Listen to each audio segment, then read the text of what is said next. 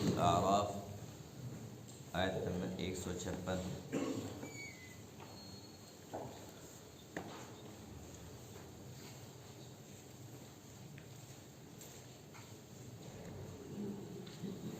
اعوذ باللہ من الشیطان الرجیم،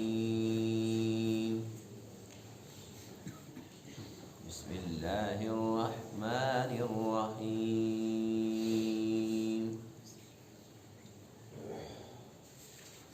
الذين يتبعون الرسول النبي الأمي الذي يجدونه مكتوبا عندهم في التوراة والإنجيل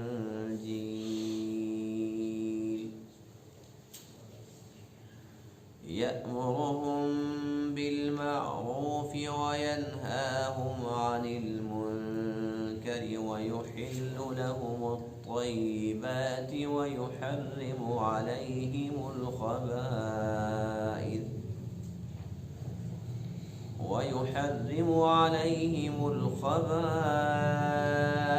ويضع عنهم إصرهم والأغلال التي كانت عليهم،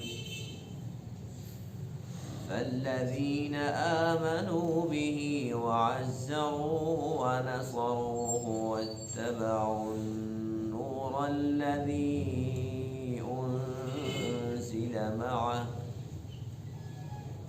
أنزل معه أولئك هم المفلحون۔ صدق اللہ العظیم۔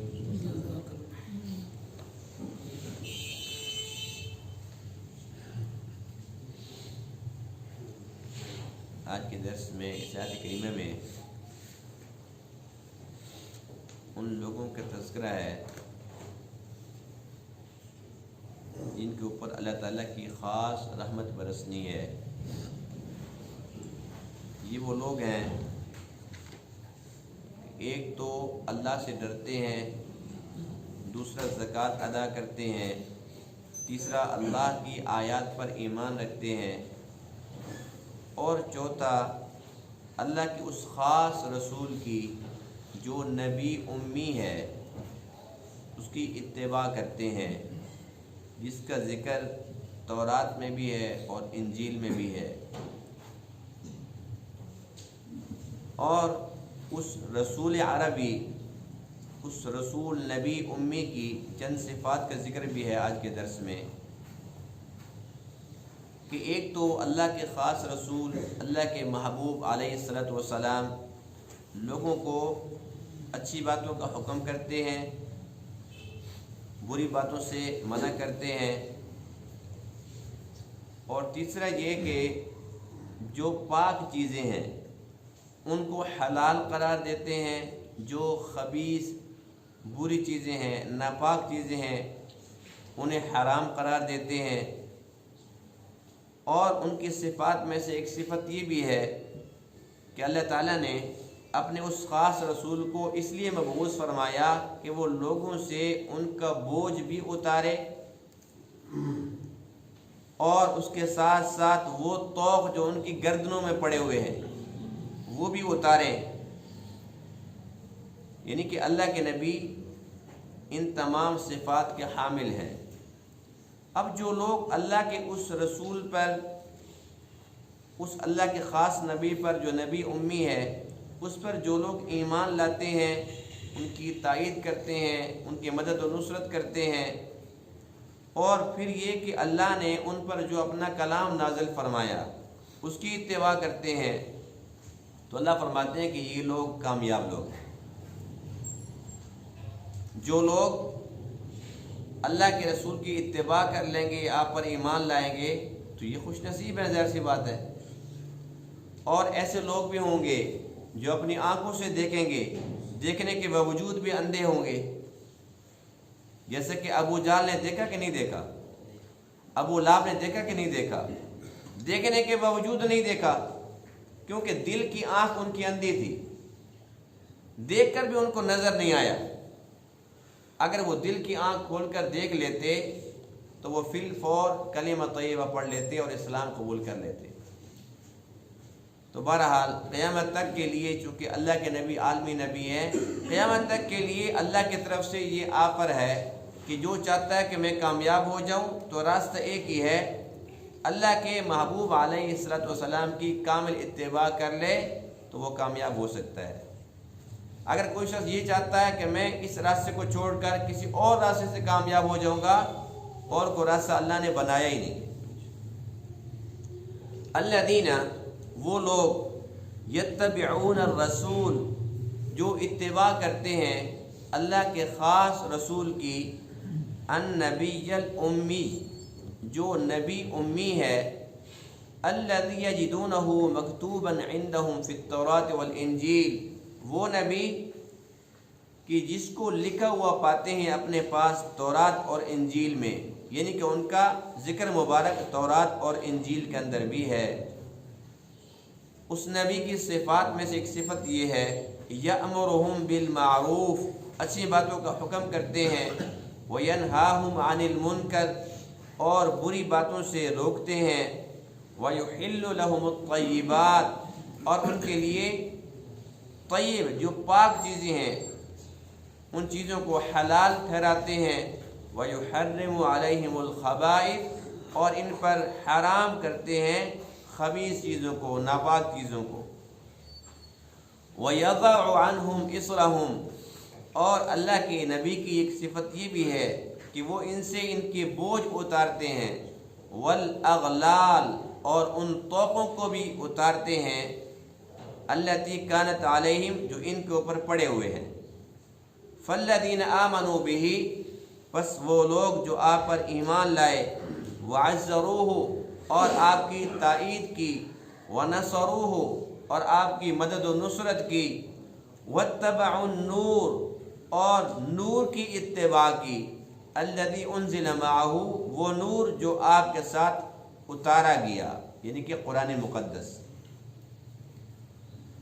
اولئک هم المفلحون، یہی لوگ ہیں فلاح پانے والے، کامیاب لوگ ہیں۔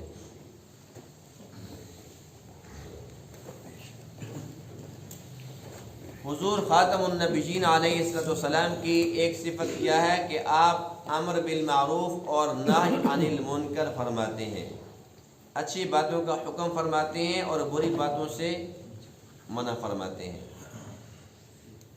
اور اللہ تعالیٰ کو وہ لوگ بھی پسند ہیں جو نبی والا کام کرتے ہیں، اچھی باتوں کا حکم کرتے ہیں اور بری باتوں سے روکتے ہیں، اللہ کو وہ لوگ بھی بڑے پسند ہیں۔ اور حضور علیہ الصلوۃ والسلام نے یہ بھی ارشاد فرمایا کہ تم میں سے کوئی بھی شخص اگر کوئی برائی دیکھتا ہے، من رآ منکم منکرا فلیغیر بیدہ، اگر کوئی شخص دیکھتا ہے کسی بری بات کو تو اسے چاہیے کہ اس کو طاقت کے ساتھ روکے، ہاتھ کے ساتھ روکے۔ یہ مطلب نہیں ہے کہ اس کے منہ پہ تھپڑ مار دے، یعنی کہ پورا زور لگائے، جتنی اس کے اندر طاقت ہے اس کے ساتھ اس برائی کو روکے، اس کا مقابلہ کرے۔ فَإِن لَّمْ يَسْتَطِعْ فَبِلِسَانِهِ، اگر کسی انسان کے اندر اتنی طاقت اور اتنی ہمت نہیں ہے تو اس زبان کے ساتھ یعنی کہ ریکویسٹ کرے کہ یار مہربانی بھائی ایسا کام نہ کرو، اللہ ناراض ہوتے ہیں، اللہ کے محبوب ناراض ہوتے ہیں، زبان سے روکے۔ فَإِن لَّمْ يَسْتَطِعْ فَبِقَلْبِهِ، اگر اتنی بھی طاقت نہیں ہے، اتنی استطاعت نہیں ہے تو پھر دل سے برا سمجھے کہ یہ کام برا ہے۔ وَذَلِكَ أَضْعَفُ الْإِيمَانِ، یہ ایمان کا کمزور ترین درجہ ہے۔ یعنی کہ کوئی شخص اگر کسی برائی کو نہ ہاتھ سے روکتا ہے، نہ زبان سے روکتا ہے اور نہ دل میں اس کو برا سمجھتا ہے، خود برائی کا حصہ بن جاتا ہے، تو اس کا مطلب یہ ہوا کہ اس کا جو ایمان ہے وہ صرف برائے نام ہے، یہ نام نہاد مومن ہے، اس کے اندر ایمان کی روح ابھی تک اتری ہی نہیں ہے۔ لیکن افسوس کی بات یہ ہے کہ اللہ کے نبی نے ہمیں حکم دیا کہ تم نے برائیوں سے روکنا ہے لوگوں کو، اور ہم خود بھی نہیں روکے، ہے ایسی بات کہ نہیں ہے؟ اللہ کے نبی نے کیا فرمایا کہ تم نے اچھی باتوں کا حکم کرنا ہے، لیکن ہم نے خود ان پر ابھی تک عمل شروع نہیں کیا۔ ہم اتنے کمزور ہیں، جو کام حکم تھا کہ ہم نے دوسروں سے کرانا ہے، ہم خود اس پر عمل کرنے کے لیے تیار نہیں ہیں۔ یہی وجہ ہے کہ اب اگر ہم کسی کو چاہتے بھی ہیں کہ اس کو کوئی اچھی بات کا حکم دیں یا بری بات سے اس کو روکیں، تو ہم سوچتے ہیں کہ ہم کس منہ سے کہیں۔ اگر وہ پوچھ لے کہ بھئی بڑی بات ہے، تو بڑا پاک دامن ہے بھئی، بڑا تو نیک ہے، بڑا متقی ہے، ہمیں کہہ رہے نمازیں پڑھو، خود تو جمعہ بھی نہیں پڑھتا، ہمیں کہتا ہے نمازیں پڑھو، بھئی ہم نمازیں کیسے پڑھیں؟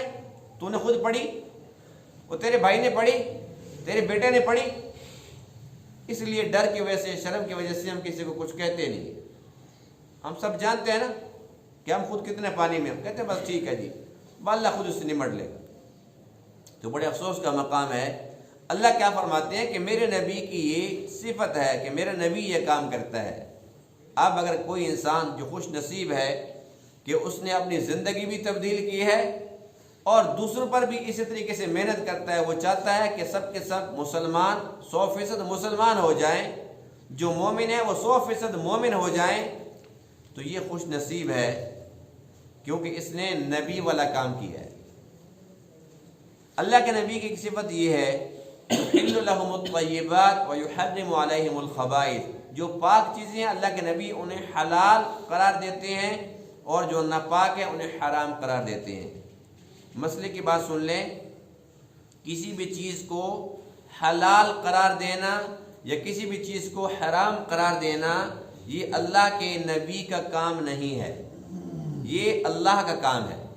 اللہ کا حکم ہوتا ہے کہ یہ چیز حلال ہے تو وہ چیز حلال ہے، اللہ نے حکم دیا کہ یہ چیز حرام ہے تو وہ چیز حرام ہے۔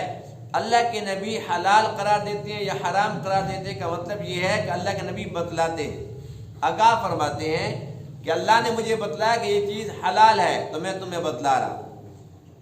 اس سے یہ بات بھی سمجھ آ گئی کہ بعض لوگوں کو کسی چیز کے بارے میں جب بتلایا جاتا ہے کہ یہ چیز حرام ہے تو کہتے ہیں جی مولوی نے تو نئے مسئلے گھڑ لیے۔ بھائی مولوی جینے نہیں دیتے، ان کی اپنی مرضی ہے، کسی چیز کو حلال بتاتے ہیں کسی کو حرام بتاتے ہیں، یعنی کہ لوگ جہالت کے سبب یہ سمجھتے ہیں کہ شاید علماء کی اپنی مرضی ہوتی ہے، جس چیز کو چاہیں حلال قرار دے دیں، جس چیز کو چاہیں حرام قرار دے دیں۔ جب اللہ کے نبی کے پاس یہ اختیار نہیں ہے تو علماء کے پاس ہے؟ جی نہیں ہے نا، لیکن علماء پر یہ باتیں لوگ کرتے ہیں کہ نہیں کرتے؟ اچھا حیرت کی بات یہ ہے کہ ایک بندہ جس نے 30 سال تک نمازیں پڑھی، اس کو یہ نہیں پتہ ہوتا کہ نماز کے اندر سورہ فاتحہ کے بعد سورت پڑھنی ہے یا نہیں پڑھنی، کون سی رکعت میں پڑھنی ہے کون سی میں نہیں پڑھنی، اس بیچارے کو پتہ ہی نہیں ہے۔ اب فرض نمازیں ہیں تو ان کی پہلی دو کے اندر سورت ملانی ہے اور دوسری دو میں نہیں ملانی، صرف سورہ فاتحہ پڑھنی ہے۔ اب ایک بندے کو علم نہیں ہے، وہ 40 سال تک نماز پڑھتا رہا، 50 سال تک پڑھتا رہا، چاروں رکعتوں کے اندر سورت ملاتا رہا۔ اب بیچارے مولوی صاحب سے کسی دن بات ہو گئی، اس نے بتا دیا کہ بھائی 4 رکعتوں میں نہیں پہلی 2 میں ہے۔ کہتے سبحان اللہ، یہ نئی شریعت ہے، نیا مسئلہ نکلا ہے۔ یہ نہیں سمجھتا کہ میں جاہل تھا، 40 سال سے غلط پڑھ رہا تھا، اس اللہ کے بندے نے احسان کیا، بتا دیا، اب اس کے اوپر فتوے شروع ہو جاتے ہیں، وہ کہ نئی شریعت ہے۔ وہ کہتے نہیں بھائی ایسا ہی مسئلہ، کہتے دوبارہ کسی استاد سے پوچھنا، یعنی میں ٹھیک ہوں، مولوی غلط ہو سکتا ہے لیکن وہ بیچارہ کہاں غلط ہو سکتا ہے، وہ تو خود مجتہد ہے، خود مفتی ہے۔ آج کل سارے مفتی ہیں نا، بیچارے جو اصل مفتی ہیں نا وہ بیچارے پریشان ہیں آج کل، کیونکہ فتوے کو پوچھنے آتا ہی نہیں، سارے خود فتوے دینے والے۔ حدیث پاک میں ہے قیامت کی نشانیوں میں سے ایک نشانی یہ بھی ہے، ایسا دور آئے گا، اللہ کے نبی نے اس ٹائم فرمایا تھا، افتوا بغیر علم، لوگ بغیر علم کے فتوے دیں گے۔ فرمایا کہ ضلوا واضلوا، خود بھی گمراہ ہوں گے اور دوسروں کو بھی گمراہ کریں گے۔ آج وہ دور ہم اپنی آنکھوں سے دیکھ رہے ہیں کہ نہیں دیکھ رہے؟ ہر بندہ مفتی ہے کہ نہیں ہے، اور مور اس کے ہاتھ میں ہے، فوراً لگاتا ہے۔ اب تو یہاں تک بھی لوگ اتنے مفتی بن چکے ہیں اور بڑے متقی بن چکے ہیں، یہ بتا دیتے ہیں کہ فلاں بندہ جنت میں چلا جائے، سوال ہی پیدا نہیں ہوتا۔ العیاذ باللہ، کہتے کہ نہیں کہتے؟ اگر فلاں چلا گیا تو ہم اس سے پہلے چلے جائیں گے، یعنی کہ مذاق سمجھ رکھے، یہ نہیں پتا کہ میں نے منہ سے کتنی بڑی بات نکال دی ہے، اللہ تعالیٰ کتنے ناراض ہوئے ہوں گے اس بات سے۔ ہم کون ہوتے ہیں کسی کے بارے میں فیصلہ کرنے والے کہ یہ چلا گیا تو میں بھی یوں چلا جاؤں گا، یہ تو جا ہی نہیں سکتا، یہ توبہ توبہ یہ جنت میں جائے گا، اور ہم یہ سمجھتے ہیں کہ جنت میری ہے۔ میری مرضی جس کو چاہوں بھیجوں، نعوذ باللہ من ذالک۔ یہ اللہ کو پتہ ہے کہ کون کتنے پانی میں ہے، اللہ کے ہاں کون کس مقام پہ کھڑا ہے، کسی کو کچھ پتہ نہیں ہے۔ یہ اس کی شان ستاری ہے جس سے ہم لوگوں نے ناجائز قدر اٹھا رکھا ہے۔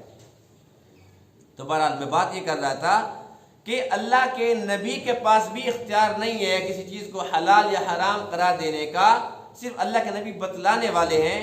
تو جو اللہ کے نبی کے وارث ہیں علماء، وہ کیسے کسی چیز کو حلال یا حرام قرار دے سکتے ہیں؟ وہ بھی بتلاتے ہیں کہ بھئی قرآن میں یہ چیز حلال ہے تو یہ حلال ہے، یہ چیز حرام ہے تو حرام ہے، یہ حدیث پاک میں یہ چیز حلال ہے تو حلال ہے، حرام ہے تو حرام ہے۔ وہ بھی بتلاتے ہیں، کسی چیز کو حلال حرام بناتے نہیں ہیں۔ یہ اللہ کی صفت ہے۔ اچھا، اللہ تعالیٰ نے قرآن مقدس میں کیا ارشاد فرمایا کہ پاک چیزیں، طیب چیزیں یہ حلال ہیں، اور خبائث جو خبیث چیزیں ہیں، ناپاک چیزیں ہیں، وہ حرام ہیں۔ اب اس کی تفصیل قرآن مقدس کے مختلف مقامات پر ہے کہ کون سے جانور حلال ہیں، کون سی چیزیں حلال ہیں، کون سی چیزیں حرام ہیں۔ قرآن میں، احادیث میں اس کی تفسیر موجود ہے۔ اللہ تعالیٰ نے ہمیں حکم دیا ہے کہ ہم حلال بھی کھائیں اور طیب بھی کھائیں، یعنی کہ جو چیز ہم کھاتے ہیں وہ حلال ہو، پہلی شرط۔ دوسری یہ کہ طیب ہو۔ کیا مطلب؟ یعنی کہ ایک چیز حلال ہے اور طیب نہیں، یہ کیسے ہو سکتا ہے؟ یہ ہو سکتا ہے وہ اس لیے کہ دیکھو، اللہ نے اپنے نبیوں کو جب حکم دیا، فرمایا یا ایھا الرسول کلوا من الطیبات، اے رسولو، اے میرے رسولو، تمہارے لیے حکم یہ ہے کہ تم طیب پاک چیزیں کھاؤ، وَاعْمَلُوا صَالِحًا، اور پھر نیک اعمال کرو۔ یعنی کہ نیک اعمال تب نیک اعمال ہوتے ہیں جب نیک اعمال کرنے والا، عمل کرنے والا انسان طیب اور پاک چیزیں کھانے والا۔ اور اللہ نے تمام انسانوں کو کیا حکم دیا؟ یا ایھا الناس کلوا مما فی الارض حلالا طیبا، تم زمین میں جو چیزیں حلال اور طیب ہیں وہ کھاؤ، ولا تتبعوا خطوات الشیطان، اور شیطان کی پیروی نہ کرو، انہ لکم عدو مبین، بے شک وہ تمہارا کھلا دشمن ہے۔ حلال اور طیب کی مثال ہم یوں دے سکتے ہیں کہ ایک انسان نے اپنے گھر کے اندر سالن بنایا، اب وہ ظاہر سی بات ہے کہ اس کی اپنی کمائی کا تھا، حلال کمائی کا تھا۔ جو اس نے گوشت استعمال کیا یا اس نے سبزی بنائی وہ بھی اس حلال رقم سے تھی، حلال طریقے سے اس جانور کو ذبح کیا گیا تھا، اس پہ اللہ کا نام بھی لیا گیا تھا۔ اب وہ حلال تو تھی، لیکن حلال ہونے کے بعد اگر اس نے اس کو فوراً کھا لیا تو وہ طیب بھی تھی، تازہ چیز تھی۔ حلال اور طیب اس نے کھائی ہے تو یہ اچھی بات ہے۔ اگر اس نے اس کو 2 دن 3 دن تک ایسے چھوڑ دیا ہے اور وہ چیز فریج میں نہیں پڑی تھی، ایسے اس کو کھلا چھوڑ دیا ہے اور پڑے پڑے وہ سالن خراب ہو جاتا ہے، تو اب یہ حلال ہے یا حرام ہے؟ جی حلال تو ہے لیکن طیب نہیں رہا۔ حلال تو ہے نا، حلال کمائی کا ہے، طیب نہیں رہا، تو اللہ فرماتے ہیں کہ اب یہ خراب ہوگی تو اس کو نہیں کھانا۔ حلال ہے، طیب نہیں ہے۔ فرمایا کہ یا ایھا الناس، اے تمام انسانوں، کلوا مما فی الارض حلالا طیبا، حلال بھی ہو اور طیب بھی ہو وہ کھاؤ۔ اچھا، اللہ نے کیوں حکم دیا ان چیزوں کا؟ یہ چیز کھاؤ، یہ نہ کھاؤ۔ اللہ کے ہر کام کے اندر بے شمار حکمتیں ہوتی ہیں، اور اللہ جانتا ہے کہ اس میں کیا حکمت چھپی ہوئی ہے، لیکن مختصر یہ کہ کچھ باتیں ایسی ہیں جو اللہ نے انسانوں پہ ظاہر فرما دی۔ کوئی انسان کوئی چیز کھاتا ہے نا تو اس کا اثر اس کے جسم پہ پڑتا ہے ایسی بات کہ نہیں ہے؟ اگر ہم حلال کھائیں گے تو اس کا اثر بھی تو نظر آئے گا نا۔ حلال اور طیب ہم کھائیں گے تو اس کا اثر بھی اچھا ہوگا، پھر نماز پڑھنے میں بھی مزہ آئے گا، قرآن پڑھیں گے دل لگے گا، اللہ تعالیٰ کے سامنے سجدہ ریز ہوں گے تو اس میں بڑا سکون، بڑی حلاوت نصیب ہوگی۔ اگر حلال اور طیب نہیں کھائیں گے، سود کھائیں گے، حرام کھائیں گے، رشوت کھائیں گے، کسی بھی طریقے سے اگر ہم حرام خور بن جاتے ہیں، پھر نمازوں میں لطف ختم ہو جاتا ہے، پھر اللہ کے گھر کے اندر سکون نہیں آتا، بے سکونی ہوتی ہے، پھر قرآن پڑھنے کو دل نہیں چاہتا۔ تو یہ حلال حرام کا وہ اثر ہے جو ہمیں خود نظر آتا ہے۔ اور جو اولیاء کرام ان کے بارے میں لکھا ہے، بعض ایسے بھی تھے ان کی کوئی دعوت کرتا تھا نا تو وہ کہتے تھے خیال کرنا حلال کھاتے ہیں تو وہ چلا جاتا ہے جسم میں، اس کو قبول کر لیتا ہے، اگر حرام کا ایک لقمہ اندر جاتا ہے فوراً قے آ جاتی ہے، الٹی آ جاتی ہے۔ یعنی اللہ تعالیٰ نے ان کو اس مقام پہ لا کھڑا کیا تھا کہ حرام اندر جا ہی نہیں سکتا۔ اور اللہ تعالیٰ نے جن چیزوں کو حلال قرار دی ہے، مثال کے طور پر بکری ہے، گائے بھینس ہے، اونٹ ہے، جو بھی یہ جانور ہیں جو حلال ہیں، یہ شریف ہیں اور یہ انسان کے ساتھ مانوس ہونے والے ہیں۔ اب ایک انسان کا بچہ ہو نا، بچہ 8-10 سال کا بچہ ہے اور اس کے پیچھے 100 اونٹوں کی قطار جا رہی ہے، وہ ایک کی اس نے رسی پکڑی ہوئی ہے اور جا رہا ہے، سب اس کے پیچھے پیچھے چل رہے ہیں، چلتے کہ نہیں چلتے؟ ایک بچہ چھوٹا سا، 100 اونٹ، کہاں اگر ایک اونٹ ابھی آ جائے نا ہم سارے کے سارے بھاگ جائیں گے، لیکن 100 اونٹ ایک بچے کے پیچھے پیچھے کیوں چل رہے ہیں؟ اللہ نے ان اونٹوں کے دل میں انسان کا انس ڈال دیا۔ گائے بھینس سے بڑے خطرناک جانور ہیں، لیکن اللہ نے ان کے اندر انسان کا انس ڈال دیا ہے، انسان کے ساتھ مانوس ہو جاتے ہیں۔ بھیڑ ہے، بکری ہے، یہ چیزیں انسان کے ساتھ مانوس ہو جاتے ہیں۔ اللہ فرماتا ہے کہ ان کو کھاؤ، ان کے کھانے سے تمہارے اندر کوئی درندگی نہیں آئے گی، تمہارے اندر انسی آئے گا، اس لیے کہ یہ شریف ہیں، تمہارے اندر شرافت ہے۔ اگر انسان ان کو چھوڑ کر کہتا ہے نہیں جی میں تو شیر کھاؤں گا، شیر اور چیتے کو اگر کھائے گا تو ان کی صفات میں سے سب سے بڑی صفت کیا ہے کہ وہ چیتے اور پھاڑتے ہیں، وہ چیرنے پھاڑنے والے ہیں، ان کے اندر وحشت ہے، درندگی ہے۔ جو انسان ان کو کھائے گا یہ صفت ان کے اندر آ جائے گی۔ اب یہ دیکھو کہ جو لوگ خنزیر کھاتے ہیں، خنزیر حلال ہے کہ حرام ہے؟ حرام ہے، لیکن کچھ لوگ ایسے کھاتے ہیں جیسے بکری کو کھاتے ہیں، یہ یہود و نصارہ ہے۔ اور ماشاء اللہ سے ہمارے مسلمان بھی ہیں کافی نام نہاد، جو وہاں جاتے ہیں تو بڑے مزے لے کے کھا رہے ہیں حرام کو۔ اللہ تعالیٰ میں حفظ و امان میں رکھے۔ اب یہ حرام ہے، کیوں حرام ہے؟ یہ سب سے بے غیرت جانور ہے، بہت ہی بے غیرت جانور ہے۔ اللہ اس کا خالق ہے، اللہ نے اس کو ایسے ہی بنایا ہے۔ جو لوگ اس کو کھاتے ہیں ہم خود دیکھتے ہیں کہ وہ بہت پرلے درجے کے بے غیرت بن جاتے ہیں۔ جس طریقے سے اس خنزیر کو نہیں پتا کہ یہ خنزیر نہیں میری ماں ہے، بہن ہے کہ بیٹی ہے، اسے کسی چیز کا کوئی خیال نہیں ہوتا۔ جو خنزیر کھاتے ہیں ان کو بھی نہیں پتا ہوتا کہ یہ ماں ہے، بہن ہے کہ بیٹی ہے، بے غیرتی ان کے اندر آ جاتی ہے۔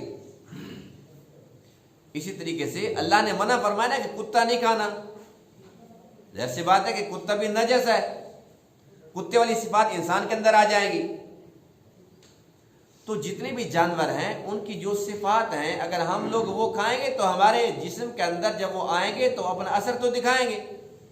تو اللہ نے منع فرما دیا کہ یہ چیزیں نہیں کھانی۔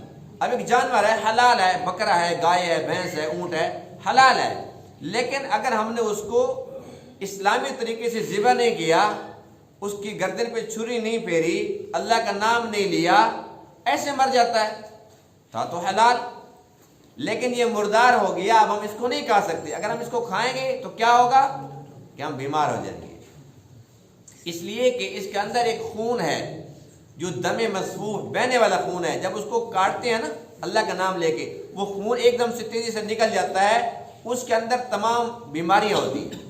جب وہ نکل جاتا ہے پھر ہم اس کو چھوڑ دیتے ہیں، وہ تڑپتا ہے اچھے طریقے سے، جانور سارا خون باہر نکل جاتا ہے تو بیماریوں سے پاک صحت مند ایک گوشت بن جاتا ہے۔ لیکن جس کو ذبح نہیں کیا حلال تھا لیکن وہ حرام ہو گیا۔ اللہ نہیں چاہتے کہ میرے بندے بیماری والی چیزیں کھائیں اور پھر بیمار ہو جائیں۔ تو اللہ تعالیٰ نے جو چیزیں ہمارے لیے حلال فرمائی ہیں ان کے اندر ہمارے لیے خیر ہے، جو چیزیں ہمارے لیے حرام قرار دی ہیں ہم ان سے بچیں، اس کے اندر بھی خیر ہے۔ وَيَضَعُ عَنْهُمْ إِصْرَهُمْ، اللہ کے نبی کی ایک صفت یہ ہے کہ وہ ان سے ان کے بوجھ اتارتے ہیں، وَالْأَغْلَالَ، اور طوق اتارتے ہیں۔ یہ بوجھ کیا ہے اور یہ طوق کیا ہے؟ بوجھ یہ ہے کہ پہلی امتوں پہ بڑی پابندیاں تھیں، بڑی سختیاں تھیں، جیسا کہ کچھ درس پہلے میں نے عرض کیا تھا کہ بنی اسرائیل نے جب توبہ کرنا چاہی تو اللہ نے کیا حکم دیا؟ فَقْتُلُوا أَنفُسَكُمْ، اپنی جانوں کا نذرانہ پیش کرو۔ پہلی امتوں کے لیے کتنی سختی تھی کہ گناہ کرتے تھے تو ان کے گھر کے اوپر لکھا ہوا ہوتا تھا کہ اس نے یہ جرم کیا. کتنی بڑی رسوائی کی بات تھی. اگر ان کا کپڑا ناپاک ہو جاتا تھا اس کو کاٹنا پڑتا تھا, اس کو ضائع کرنا پڑتا تھا, دھلنے کے ساتھ وہ پاک نہیں ہو سکتا تھا. اسی طریقے سے اگر کوئی انسان قربانی کرنا چاہتا تھا تو وہ اس جانور کو خود نہیں کھا سکتا تھا, ذبح کر کے پہاڑ کے اوپر جا کے رکھتے تھے, آسمان سے آگ آتی تھی اس کو جلا دیتی تھی, یہ نشانی تھی کہ قربانی قبول ہو گئی. اگر وہ آگ نہیں آتی تھی تو پھر رسوائی ہوتی تھی کہ فلاں کی قربانی قبول نہیں ہوئی. جیسا کہ ہم قرآن مقدس پڑھتے ہیں تو ہمیں پتہ چلتا ہے کہ آدم علیہ السلام کے دو بیٹے حابیل اور قابیل کے آپس میں لڑائی ہوتی ہے. دونوں نے کیا کہا تھا کہ چلو ہم اللہ کے حضور قربانی پیش کرتے ہیں. حابیل نے کہا کہ جس کی قربانی قبول ہو جائے گی وہ حق پر ہے, جس کی رد ہو جائے گی وہ ناحق ہوگا. جب قربانی دونوں نے پیش کی تو آج بھی ہر ایک مسلمان کو اس بات کا علم ہے کہ حابیل کی قبول ہو گئی تھی اور قابیل کی رد ہو گئی تھی. تو کتنی بڑی رسوائی کی بات ہے. ہر ایک مسلمان کو پتہ ہے, جو بھی قرآن پڑھتا ہے اسے پتہ ہے کہ قابیل کی رد ہو گئی تھی. اسی طریقے سے وہ لوگ صرف اور صرف مسجد میں نماز پڑھ سکتے تھے, اگر بازار میں پڑھتے تھے, گھر میں پڑھتے تھے تو وہ نماز قبول نہیں ہوتی تھی. اسی طریقے سے بے شمار ان کے اوپر پابندیاں تھیں, جیسے کہ یہودیوں پر پابندی تھی کہ وہ ہفتے کے دن شکار نہیں کر سکتے, کوئی کاروبار نہیں کر سکتے, جہاں تک کہ وہ چولہا بھی نہیں جلا سکتے, کھانا بھی نہیں بنا سکتے, صرف عبادت کرنی ہے. تو اللہ فرماتے ہیں کہ جب میرے محبوب کی باری ہے تو اللہ کے محبوب کے صدقے سے اس امت کو اللہ تعالیٰ نے یہ اعزاز بخشا ہے. ہماری کوئی شکلیں ان سے زیادہ خوبصورت نہیں ہیں, نہ طاقت میں دولت میں ان سے بہت آگے ہیں, عمریں ہماری کم ہیں, بڑے کمزور ہیں, لیکن اس کے محبوب کی امت ہیں. اس لیے اللہ فرماتے ہیں کہ جب میں نے اپنے محبوب کو بھیجا تو ان کی ذمہ داریوں میں سے ایک یہ بھی تھی وَيَضَعُ عَنْهُمْ إِصْرَهُمْ کہ وہ ان کے بوجھ اتار دیں. آسانیاں ہی آسانیاں ہو گئی. توبہ کرنا چاہو تو دل میں عزم کرو, اللہ سے معافی مانگو, بس توبہ قبول ہے.